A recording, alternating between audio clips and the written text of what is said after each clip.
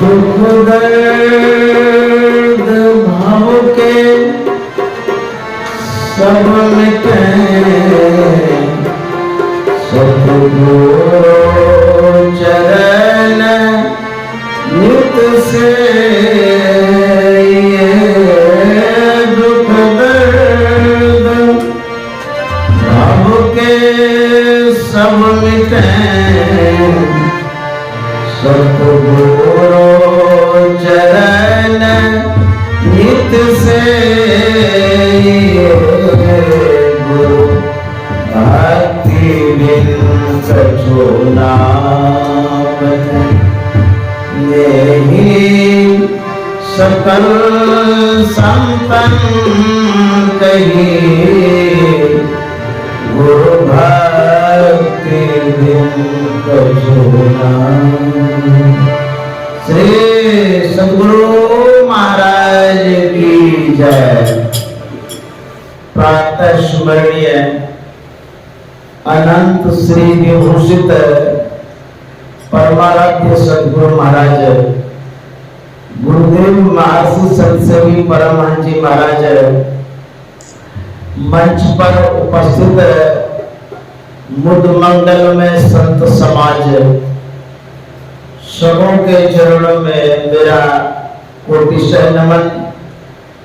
और इस सत्संग में उपस्थित रांची के विशेष सत्संग प्रेमी महानुभाव माता बहनों, हम लोग जो सुन रहे थे ईश्वर स्वरूप के विषय में, एक बड़ा ही पावन प्रसंग है, पवित्र प्रसंग है, वो भी परम संत बाबा देवी साहब से संबंधित है। बाबा देवी साहब जब 6 वर्ष के थे स्कूल में एडमिशन कराया गया, पढ़ने के लिए गए। वहां पर जो उनके टीचर थे, शिक्षक, इनको टास्क देते हैं कुछ याद करने के लिए। जैसे ही इनके हाथ में टास्क आता है तत्क्षण उसको पूरा करके टीचर को दिखाता है। टीचर बड़ा खुश होता है कि बच्चा बड़ा तेज है, मतलब कि लगता है कि पहले से सीखा हुआ है, अभी तुरंत ये पूरा कर दिया। और क्या विलक्षणता थी, जब टास्क पूरा हो जाता था तो बाबा देवी साहब 6 वर्ष की अवस्था में हैं, वो चिंतन मगन हो जाते थे। उनकी जो मुखाकृति थी, जो मुद्राएं होती थी, एक योगी वाला, महापुरुष वाला, संत वाला, और एकदम शांत मुद्रा में कुछ सोचा करते थे। मुखाकृति को देख करके टीचर पूछते हैं, अरे देवी, तुमको जो भी होमवर्क देता हूं तो तुरंत पूरा करता है, लेकिन होमवर्क पूरा करने के बाद तुम किस चिंतन धारा में चले जाते हो, क्या सोचने लग जाते हो, तुम्हारे मन में क्या सब होता रहता है। तो बाबा देवी साहब 6 वर्ष की अवस्था में हैं और क्या जवाब देते हैं कि मैं यही सोचता हूं कि संसार किसने बनाया, क्यों बनाया, इस संसार में जो जीव जंतु हैं कहां आते हैं और कहां चले जाते हैं। तो टीचर अवाक हो जाते हैं, आश्चर्यचकित हो जाते हैं, अरे ये बच्चा नहीं है, ये तो दार्शनिक बच्चा है, इनका ज्ञान तो बहुत ऊंचा है, अभी से ये सब सोचता रहता है, पता नहीं कोई देव रूप में ये आया हुआ है बच्चा। तो ऐसे थे बाबा देवी साहब। जब बाबा देवी साहब गए थे दयानंद सरस्वती के पास, उनके परिजन ले गए थे कि संत महात्मा का दर्शन करा देते हैं, साथ में ले गए, छोटा तो थी। वहां जब गए तो दयानंद सरस्वती बाबा देवी साहब से हाल समाचार लेते हैं, पूछते हैं। इनके संस्कारों को देख करके, क्योंकि देखिए संत जो तो पारखी होते हैं, जैसे जो व्यापारी होता है ना, थोड़े से अनाज को देख करके पूरे अनाज के बोरों को परख लेता है। कपड़ा के थान में से एक कपड़ा का टुकड़ा दिखा दीजिए व्यापारी को, वो जान जाएगा कि इस क्वालिटी का ये कपड़ा है। उसी तरह से जो संत होते हैं वो आवाज से, चेहरा देखने के बाद माप लेते हैं, आंक लेते हैं, भाप लेते हैं ये किस क्वालिटी का आदमी है और कितना इसके अंदर में क्वांटिटी है संस्कार का। बाबा देवी साहब से जब बात की, दयानंद सरस्वती को बड़ा आश्चर्य लगा, क्या अद्भुत बात है। पूछ दिए कि आप किसकी पूजा करते हैं? तो बाबा देवी साहब ने कहा मैं एक ईश्वर की पूजा करता हूं। तो बोले वो ईश्वर कैसे हैं, कहाँ रहते हैं? तो बाबा देवी साहब ने कहा था वो ईश्वर हम में, आप में, सब जगह रहते हैं।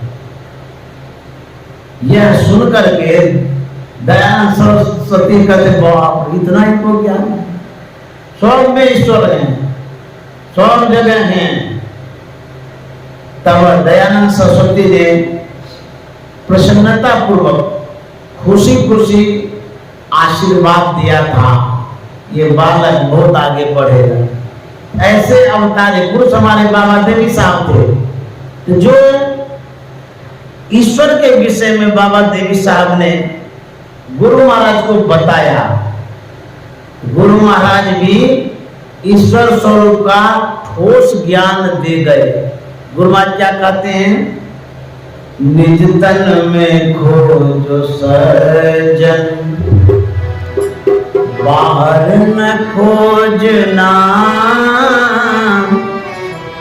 अपने ही घट में रही हैं, अपने में खोजना। निज तन में खोजो सज्जन, बाहर न खोजना, अपने ही घट में रही हैं, अपने में खोजना। निज तन में खोजो सज्जन।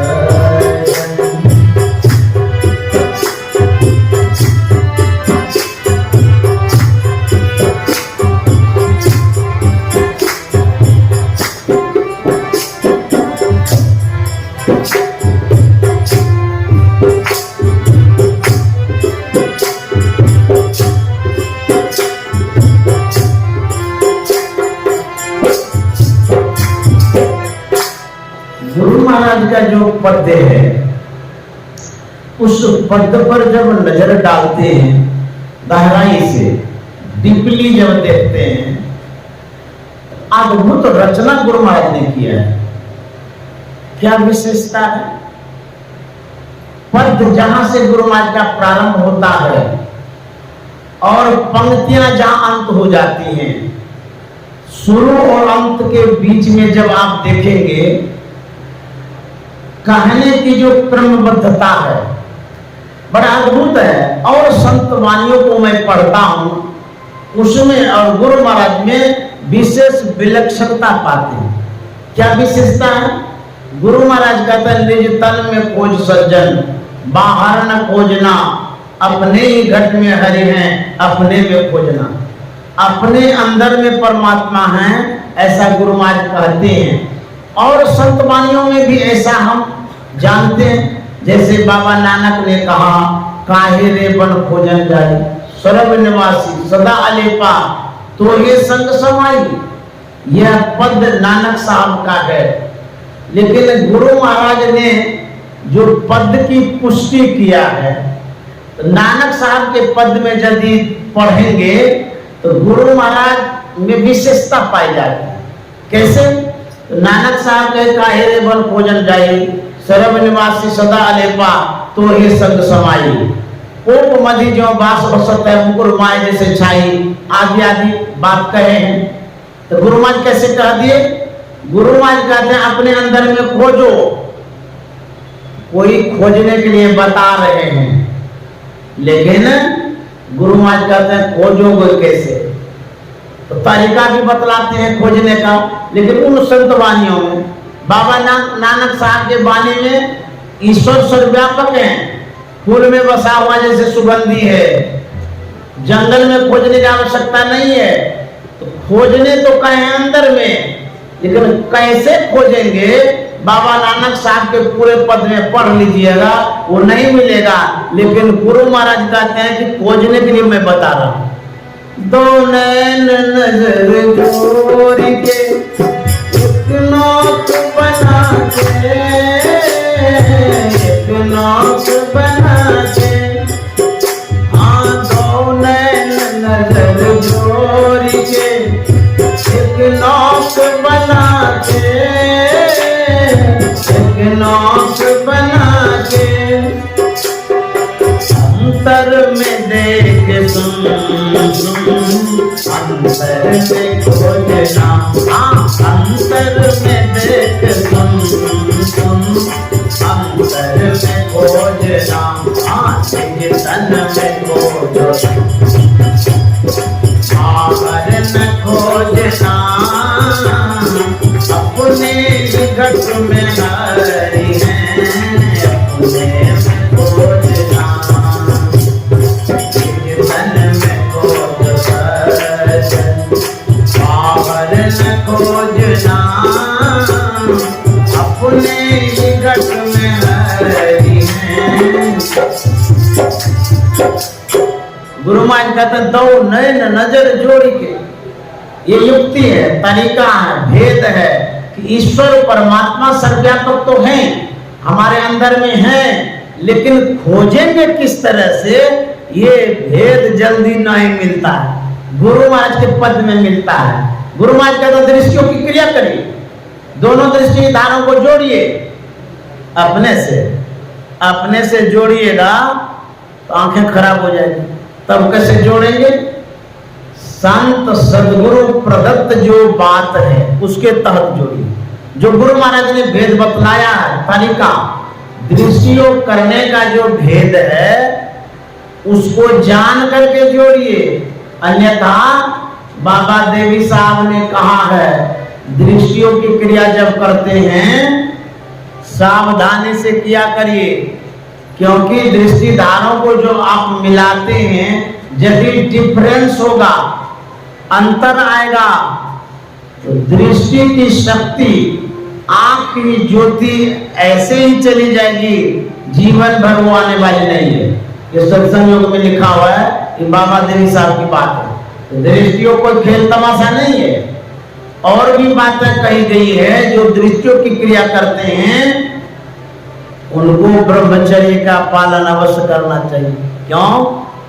जब साधना करते हैं तो खून जलता है, ऐसे भी ध्यान कोई कर लेते हैं, गाड़ी चलती रहती है, पेट्रोल देते हैं, जब एकाग्रता बढ़ती है या साधक तटस्थ होकर के बैठता है, ईंधन के रूप में खून जलता है, शरीर का खून खपत होता है।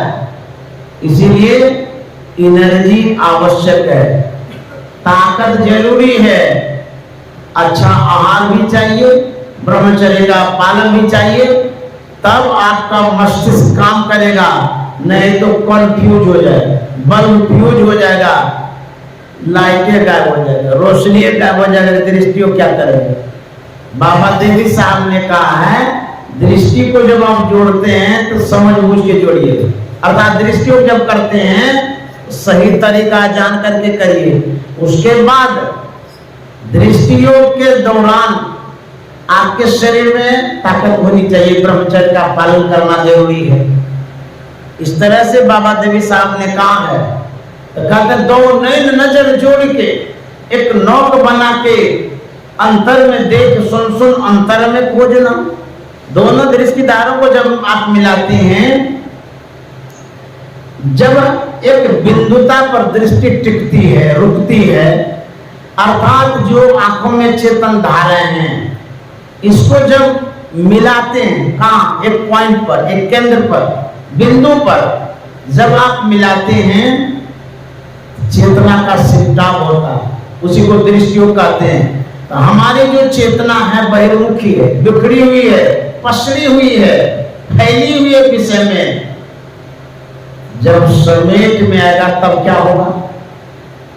आप पहले देखे होंगे कांच आता था, उस कांच में इतनी शक्ति होती थी, सूर्य की किरण जब केंद्रित हो जाती थी, नीचे में अखबार रख देते थे, आग लग जाती। देखिए उस कांच में ऐसी क्षमता शीशा में कि सूर्य के किरण को केंद्रित कर लेता था और उसमें इतना ताप, इतनी गर्मी आ जाती थी कि सूखा जो अखबार होता था उसमें आग लग जाता। अभी भी होगा वो। उसी तरह से हमारी जो दृष्टि है इसमें तेज है, ताप है, प्रताप है, प्रभाव है। इसको जो आप जोड़ते हैं एक जगह, इतनी अद्भुत शक्ति है कि जोड़ते ही प्रकाश हो जाएगा, उजाला हो जाएगा। गुरु महाराज ने लिखा है कि यदि आप सही ढंग से दृष्टि योग कर पाते हैं, सुखमनिया में मोरी नजर लागी, सुखमनिया में मोरी नजर लागी, नजर लागी वो नजर लागी, वो नजर लागी, हाँ नजर लागी, सुख मनिया में नजर लागी, सुख मनिया में मोरी नजर। कैसे नजर लग गई? नजर लगी कैसे? एक नजर लगती है किसी का बुरा आप सोचते हैं, एक नजर लगती है अर्थात दृष्टि एकाग्र होना, दृष्टि का सिमटाव होना, इसको तो नजर लगना। नजर गुरु महाराज की जो लगी तो कैसे लगी बताते हैं।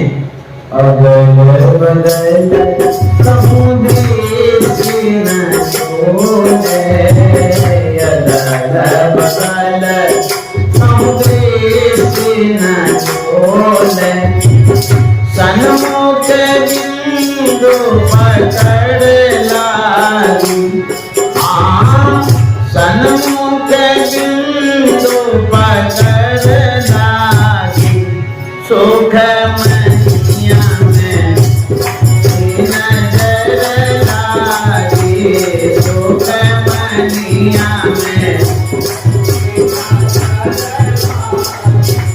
ओ नजर लागी, हाँ नजर लागी, ओ नजर लागी, हाँ नजर लागी, सुख मनिया में मोरी नजर लागी, सुख मनिया। जब आज्ञा चक्र में दृष्टि लग जाती है, टिक जाती है, तो बिंदु पर टिकती है। जो अंदर में बिंदु है वह सूक्ष्माति सूक्ष्म बिंदु है। उसमें क्या खासियत है? कहता तेजो बिंदु परम ध्यानम विश्वास हृदय संस्थितम। वह बिंदु तेजस स्वरूप है। तेज मन स्वच्छ, साफ, क्लीन, उजला, धारदार। उसमें जब दृष्टि हमारी टिकती है तो हमारी दृष्टि जो भोथी हो गई है तेज हो जाती है। बाजार में जाते हैं ना धार कराने के लिए, पहले तो भाथी होती थी, अब मशीन होता है, गोल गोल घुमाते रहते हैं, उसमें कचिया खुरपी कुदाल देते हैं, धार हो जाता है। जो कचिया है या खुरपी है, जब भोथा हो जाता है तो भोथा होता है, मैला भी हो जाता है, गंदगी भी आ जाती है उसमें धड़े धड़े। तो जैसे मशीन पर रखते हैं, पहले गंदगी दूर होती है, उसके बाद तेज होता है इसमें धार, छुरी में धार, कचिया में धार, और इतना तीक्ष्ण, इतनी तेज धार होती है, उंगली में लगाए उंगली कट जाएगी। उसी तरह से हमारी जो दृष्टि है विषय में, बाजार में, व्यापार में, कारोबार में, बूंदी हो गई है, भोथी हो गई है, मैली हो गई है, गंदी हो गई है, इतनी गंदगी की परत बैठ गई है, धार दिखना मुश्किल हो गया है। तब जब आप बिंदु पर ले जाते हैं दृष्टि को, मशीन कैसी है, बाप रे बाप, बिंदु इतना स्पीड मशीन है, छुआते ही सब आंख की काई दूर हो जाती है, गंदगी दूर हो जाती है, तब आंख तेज हो जाती है, तेजस स्वरूप हो जाता है। तो बिंदु ही तेजस स्वरूप है, तीक्ष्ण है, और हमारी आंखों में जो गंदगी है, जो दोष दृष्टि है, वो साफ हो जाता है। तब हमको सूझने लगता है, जैसे चूड़ी की गंदगी दूर होते ही काटने लग जाते हैं, उसी तरह से बिंदु ध्यान करने पर बिंदु में दृष्टि जैसे टिकती है, ये आंख बड़ी तेज हो जाती है, तीक्ष्ण हो जाती है। इसमें कितनी शक्ति आ जाती है? कहते हैं तेजो बिंदु परम ध्यानम विश्वास हृदय संस्थितम, ये परम ध्यान है। कहते हैं बिंदु मनोलय कृत्वा दूरदर्शन मापुण्यात्, बिंदु में मन को जैसे ले करते हैं, मन और दृष्टि का समन्वय, जहां मन जाता है वहां दृष्टि जाती है, जहां दृष्टि जाती है वहां मन जाता है, कहीं मन है कहीं दृष्टि है। कहते हैं बिंदु मनोलय कृत्वा, मन को जब बिंदु में लय करते हैं, मिलाते हैं, सटाते हैं, स्पर्श करते हैं, तब क्या होता है?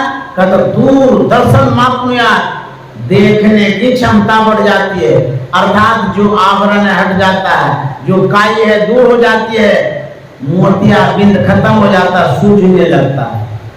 दूर से दूर के दृश्यों को हम देखने लग जाते हैं। तो कब देखते हैं? जब धार कराते हैं दृष्टि में, कहां पर? बिंदु पर। वही वो मशीन है, आंख के भार को तेज करता है। अब बाहर का जितना मशीन है वो कचिया खुरपी तेज करता है, कुदाल सब, आंख को तेज नहीं करता है। और यदि आंख को तेज करने के लिए बाहरी मशीन पर लगाइएगा, वो आंख तेज क्या होगा? आंखें साफ हो जाएगी, गायबे हो जाएगा, आंख पट जाएगी आंखें। तो बाहर मशीन में मत लगाइए आंख, भीतर के मशीन में आंख लगाइए, तब जाकर के आपकी आंखें तेज हो जाएगी, तब आपको दूरदृष्टि की प्राप्ति होगी, दूरबीन प्राप्त हो जाएगा। तो गुरु महाराज कहते हैं यदि आप एकाग्र कर पाते हैं बिंदु पर दृष्टि को, तब क्या होता है?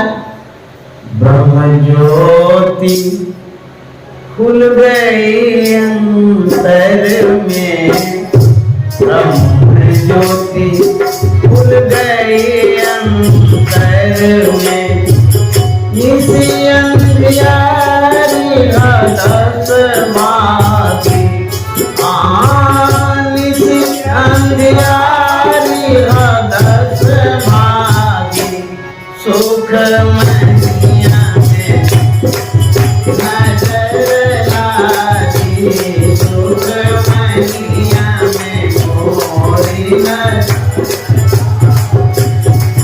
नजर लागी, नजर लागी, हो नजर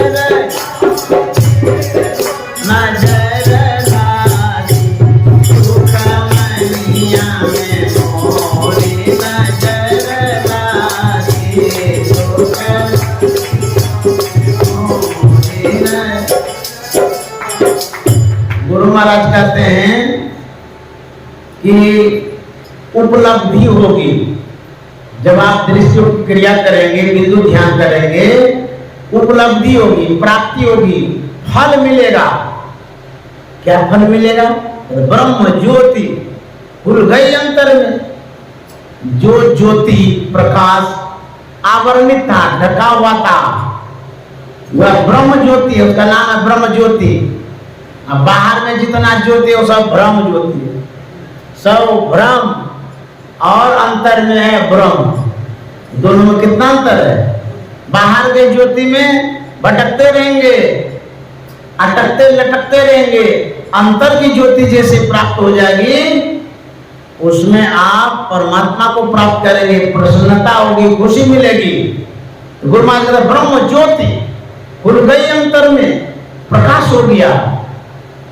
और क्या फायदा हुआ? कहते हैं निसी अंधियारी हदस बाग। देखिए गुरु महाराज कितना बढ़िया लिखते हैं, जो अंधियारी है, जो अंधकार है, जो अज्ञानता है, कहता हदस गया, डर गया, हदस करके वो भाग गया, अंधकार को डरा दिए।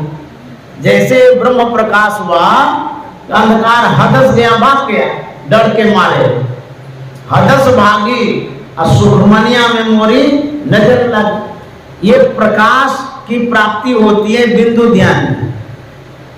और भी बताया गया है, दृष्टि टिके श्रुत धुन रमय अस्कर गुरुदया। जो दृष्टियों की क्रिया सही ढंग से करता है वह शब्द भी सुन सकता है। क्यों? एकाग्रता जैसे ही बढ़ेगी दृष्टि की, एक बिंदुता की प्राप्ति होगी, आपको शब्द सुनाई दे सकता है। वहां बिना नादानुसंधान किए दृष्टियों की क्रिया जब करते हैं, एकाग्रता बढ़ती है, प्रारंभिक शब्द को आप सुनते हैं। दृष्टि टिके श्रुत धुन रमय, आवाज में सूरत संलग्न हो जाती है, सूरत को आवाज सुनाई देने लगता है। यहां भी आप शब्द को सुन सकते हैं, लेकिन जब तक नादानुसंधान नहीं करेंगे, शब्द की साधना नहीं करेंगे, ये शब्द प्रारंभिक शब्द है, इसके डीप में जाना होगा, गहराई में जाना होगा, और शब्द के अंतिम छोर में जाना होगा। तो नादानुसंधान करेंगे तो अब आपको आगे 4 शब्द भी मिलेगा। अनहद शब्द, अनाहत शब्द, शब्द की गहराई में आपको जाना होगा, लेकिन सुनाई यहां भी देगी। जैसे मान लिया जाए माइक की आवाज जा रही है, हो सकता है वो चौक पर भी जाता होगा, वो हमारी आवाज को सुन रहा है, लेकिन समुचित ढंग से नहीं सुन पा रहा है, अच्छे से समझ भी नहीं पा रहा। सुनते सुनते यदि हम तक वो आवे, जहां से शब्द की उत्पत्ति हुई है, वहां तक यदि कोई व्यक्ति पहुंचता है तो पूरी तरह से सुनेगा, समझ जाएगा सब बात। तो वो जो सुन रहा है चौक पर, ये यहां से शब्द वहां जा रहा है, वो शब्द है प्रारंभिक शब्द, और ये जो शब्द हो रहा है ये लास्ट वाला शब्द, अंतिम शब्द है। इसीलिए प्रारंभ में शब्द सुनकर के मत रहिएगा, तब अंतिम छोर तक आपको सुनना है। इसीलिए नादानुसंधान बहुत जरूरी है। तो गुरु महाराज कहते हैं कि हदस भागी, अंधकार भाग गया। फिर आगे क्या कहते हैं? कहते हैं दिव्य ज्योति को सूर्य प्रगट भाव, दिव्य ज्योति को सूर्य प्रगट भाव, सूरत सार सबदला, हाँ सूरत सार सबदला, सुख मनिया में मोरी नजर लागी, सुख मनिया में मोरी नजर लागी, हाँ नजर लागी, ओ नजर लागी, हाँ नजर लागी, सुख मनिया में मोरी नजर लागी, सुख मनिया में मोरी नजर। एक बार गुरु महाराज कहते हैं कि ब्रह्म ज्योति खुल गई अंतर में, निसी अंधियारी हदस भागी। आगे के पद में कहते हैं दिव्य ज्योति को सूर्य प्रगट भा, सूरत सार सबद लागी। एक है ब्रह्म ज्योति, एक है दिव्य ज्योति, दोनों ज्योति ही है, दोनों प्रकाश है, लेकिन एक ब्रह्म प्रकाश है, एक विशेष प्रकाश। दिव्य मन बड़ा विशाल प्रखर।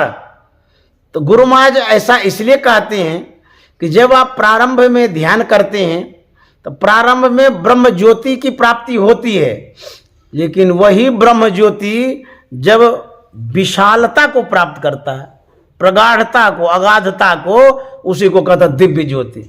जैसे आप प्रारंभ में सूर्य के किरण को देखते हैं तो सूर्य के किरण क्या है? प्रकाश ही तो है, लेकिन प्रारंभिक प्रकाश है वो। और जब 12 बज जाता है तो देखिए उस प्रकाश में कितना तेज है, दिव्यता कितनी है। वो 12 बजे वाला जो किरण है वो तो आपके शरीर को जला देगा, लेकिन सुबह वाली जो किरण है उसमें शरीर नहीं जलेगा, लेकिन दोनों प्रकाश है। तो विशेषता यही है कि विशाल प्रकाश है 12 बजे वाला, और शुरू वाला विशाल अभी नहीं हुआ है। उसी तरह से साधक जब साधना करता है, ध्यान करता है, जो प्रारंभिक प्रकाश प्राप्त करता है उसमें उतनी प्रखरता नहीं होती है, विशालता नहीं होती है। और जब साधना करते करते करते प्रकाश मंडल के डीप में जाते हैं, गहराई में, या अर्थात बीच में जब चले जाते हैं, दिव्य प्रकाश होता है। उसको डिवाइन लाइट कहते हैं, डिवाइन लाइट। वह दिव्य प्रकाश जब प्राप्त करता है तो अब जाकर के साधक के अंदर का जो विकार है वो दूर होता है। गोस्वामी जी ने लिखा है कि जब ते राम प्रताप खगेसा, उदित भयउ अति प्रबल दिनेसा। जब ते राम प्रताप खगेसा, उदित भयउ अति प्रबल दिनेसा। पूरी प्रकाश रहती लोका, बहुतेन सुख बहुतेन मन शोका। जिन्हें शोकते काँव बखाने, प्रथम अविद्या निशान साने। अग उलूक जहाँ तान लुकाने, काम क्रोध कैरव सकचाने। ध्यान से सुनिएगा, गोस्वामी जी कहते हैं जब राम प्रताप रूप सूर्य उदय हो गया, तो राम एक संज्ञा है, एक व्यक्ति है या भगवान है। प्रताप विशेषण है, विशेषता है। तो राम संज्ञा है, प्रताप विशेषण है। संज्ञा की विशेषता को जो बताता उसे विशेषण कहते। तो राम के अंदर जो प्रताप है यह विशेषण है। तो क्या है? राम का प्रताप अर्थात प्रभाव। राम अलग है, प्रभाव अलग है, व्यक्ति अलग है, व्यक्तित्व अलग है। हम हैं, हमारे अंदर में गुण जो है वो अलग है, उसी को कहते हैं प्रताप। तो जो राम का प्रताप रूप सूर्य है वह कैसा सूर्य है? कहते हैं अद्भुत सूर्य है। जब ते राम प्रताप खगेसा, उदित भयो अति प्रबल दिनेसा। जब उदय हो गया है, प्रबल मन विशेष, दिनेसा मन सूर्य। जब प्रबल सूर्य उदय हो गया, कहते हैं कि तीनों लोक में प्रकाश हो गया। ये सूर्य क्या बाहर का है? ये सौरमंडल का सूर्य है? नहीं नहीं, सौरमंडल का सूर्य नहीं है, ये साधक के अंदर का सूर्य है। राम प्रताप रूप अर्थात राम का जब भजन करते हैं, उनकी जब कृपा हो जाती है, साधना करने के बाद जो सूर्य का दर्शन होता है वही राम प्रताप रूप सूर्य है। कहते हैं उदित भयो अति प्रबल दिनेसा। पूरी प्रकाश रावती लोका, तीनों लोक में प्रकाश हो गया। ये बाह्य लोक में नहीं, अंतर के लोक में, भीतर में प्रकाश हो गया। कहते हैं जब प्रकाश हो गया तो फिर प्रॉब्लम क्या रह गया? कहते बहुतेन सुख बहुतेन मन शोका।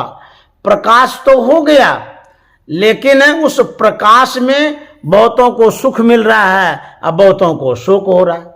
सुख और शोक किसे हो रहा है? गोस्वामी जी कहते हैं जिन्हें शोक ते कहो बखानी, अब प्रथम अविद्या निशा नसानी। शोक किसे हो रहा है? जो अविद्या है।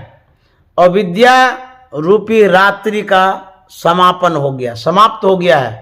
ये अविद्या जो है इसको शोक हो गया, क्योंकि प्रकाश हो गया ना, ज्ञान हो गया तो अविद्या का नाश हो गया। प्रथम अविद्या निशा नसाने, निशा में न रात्रि, नसाने में न समाप्त हो जाना।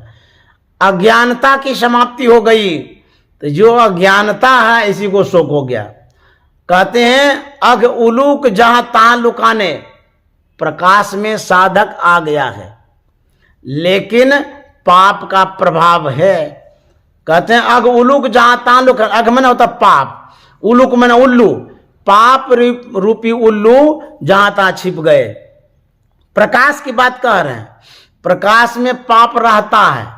जैसे मान लिया जाए कोई चोर हो, वह पुलिस के डर से छिप जाता है। छिप जाना और मरना दोनों में अंतर है। पुलिस के डर से चोर छिप गया, कहीं भी छिप गया, लेकिन चोर है, जीवित है, फिर चोरी वो कर सकता है। पुलिस चली जाएगी तो कर लेगा। कहते हैं पाप रूपी उल्लू जहां तहां छिप गए। तो पाप जो है वह छिपा हुआ रहता है प्रकाश में भी, क्योंकि कबीर साहब ने कहा है गंगा जमुना बीच रेतवा माली बाग लगाया हो, कच्ची कली एक छोर के मलिया पछताया हो, कच्ची कली एक छोर के मलिया पछताया। मैं कह रहा था कि साधक जब ध्यान करता है, प्रकाश में चला जाता है, वह एक कच्ची कली है, फिसल जाता है, डिग जाता है, गिर जाता है। क्यों? प्रकाश के प्रारंभ में उतनी मजबूती नहीं बन पाती है साधकों की। साधक रिद्धि सिद्धि में पड़ जाता है, बहुत प्रणाम करने लग जाते हैं, चढ़ावा चढ़ने लग जाता है, गाड़ी घोड़ा खरीदने लग जाते हैं, उसके बाद नीचे गिर जाता है। तो प्रकाश में गए हुए साधक की अधोगति हो जाती है। तो कहते हैं उस प्रकाश में पाप रहता है। गोस्वामी जी कहते हैं अग उलुक जहां तां लुकाने काम क्रोध कैरव सकचाने। प्रकाश में जो साधक चला गया है उसके अंदर में काम क्रोध लोभ मोह अहंकार का प्रभाव रहता है। क्योंकि गोस्वामी जी कहते हैं कि काम क्रोध कैरव सकचाने, पक्षी जो कैरव पक्षी है वह सकुचा गई।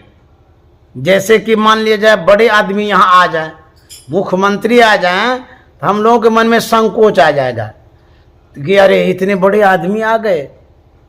ठीक उसी तरह से प्रकाश जब होता है तो विकार तो रहता है, काम क्रोध लोभ मोह अहंकार विकार है, लेकिन अपना अस्तित्व बचा के रखा है ये काम क्रोध लोभ।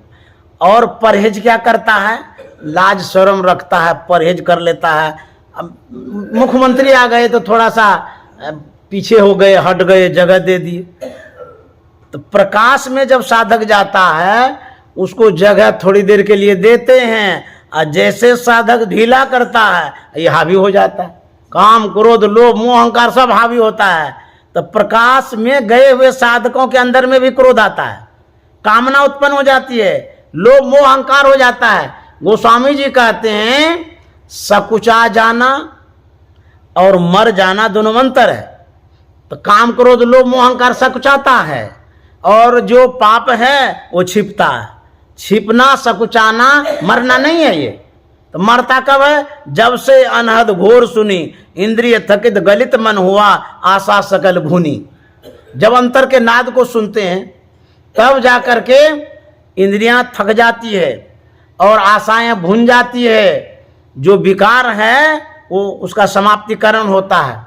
लेकिन प्रकाश में भी जब प्रबल प्रकाश को प्राप्त करते हैं, प्रखर प्रकाश को, जो अंतिम पौदान पर प्रकाश है, लास्ट जिसको कहते हैं, उसमें इतनी क्षमता होती है विकारों को जला देता है। ये भी बात है, विकार को जला देता है। प्रकाश में भी विकार जलता है, लेकिन प्रकाश की जो सीमाएं हैं उस सीमाओं को देखना पड़ेगा। जैसे 12 बजे का दोपहर का दिन हो, कीड़ा मकोड़ा सब मर जाता है। उसी तरह से दिव्य प्रकाश जब होगा तब आपके अंदर में जो काम क्रोध लोभ मोह अहंकार कीड़ा है ये मर जाएगा। नहीं तो ये कीड़ा पीड़ा देते रहेगा, पीछा करते रहेगा, परेशान करते रहेगा। गुरु महाराज कहते हैं दिव्य ज्योति को सूर्य प्रगट भा, दिव्य ज्योति को सूर्य प्रगट भा, सूरत सार सबद लागी। सूरत सार सबद लागी, सुख मनिया में मोरी नजर,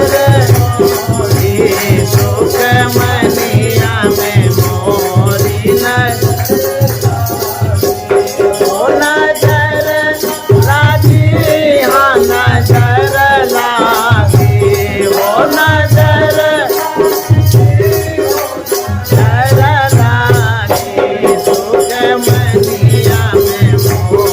नजर सुख मनिया में मोरी नजर। अब गुरु महाराज अंतिम में क्या कहते हैं? बाबा देवी कहे में ही सो, बाबा देवी ऐसे ही कर नित दिन जागी, ऐसे ही कर नित दिन जागी सुख मनिया में मोरी नजर लागी, सुख मनिया में मोरी नजर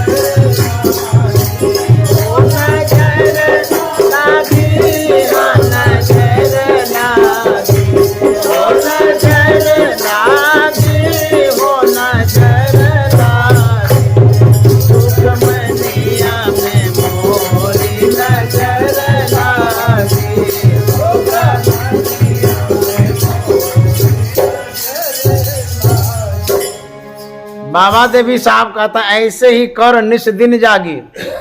मानस जब मानस ध्यान करते हैं तो जैसे किसी व्यक्ति को हिलाते हैं ना, हिलाते हैं तो उसकी नींद तो खुलती है लेकिन जगता नहीं है। तो मानस जब मानस ध्यान से हिलता है, लोग साधक हिलता है, उसके बाद जब दृश्यों की क्रिया करते हैं, बिंदु एक बिंदुता की प्राप्ति जब हो जाती है तब सावधान सचेत हो जाते हैं, आँख खोल लेते हैं। उसके बाद जब नादानुसंधान की क्रिया कर लेते हैं पूरी तरह से व्यक्ति जगता है। तो बाबा देवी साहब का तो मानस जप करो, मानस ध्यान करो, दृश्य योग करो, नादानुसंधान करो, इसी तरह से जगने के लिए कहते हैं। बाबा देवी का है में तो, बाबा देवी का है में ऐसे ही करने से दिन जागी, ऐसे ही करने से सुख मनिया में मोरी नजर लागी, सुख मनिया में मोरी नजर। ईश्वर प्राप्ति का जो ये माध्यम है, जो अभी हम गा रहे थे, सुना रहे थे, इसी से प्राप्ति होगी। अन्यथा ईश्वर सर्वव्यापक है, सबके अंदर में, हमारे अंदर में भी है। जब तक ये तरीका नहीं जानेंगे जगने का, उठने का, प्राप्त करने का, तब तक ईश्वर की प्राप्ति नहीं होगी। तो गुरु महाराज ने जो बताया है वो सही तरीका बतलाया है। गुरु महाराज कहते हैं निज तन में खोजो सज्जन बाहर न खोजना, अपने ही घट में हरि है, अपने में खोजना। निज तन में खोजो सज्जन बाहर न खोजना, अपने ही घट में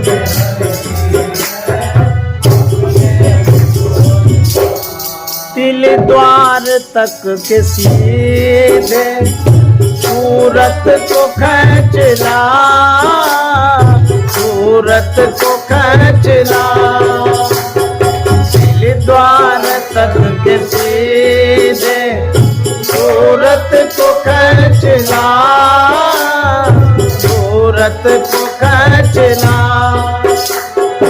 अनहद दुनों को सुन सुन जड़ जड़ के खोजना, हाँ अनहद दुनों को सुन सुन जड़ जड़ के खोजना।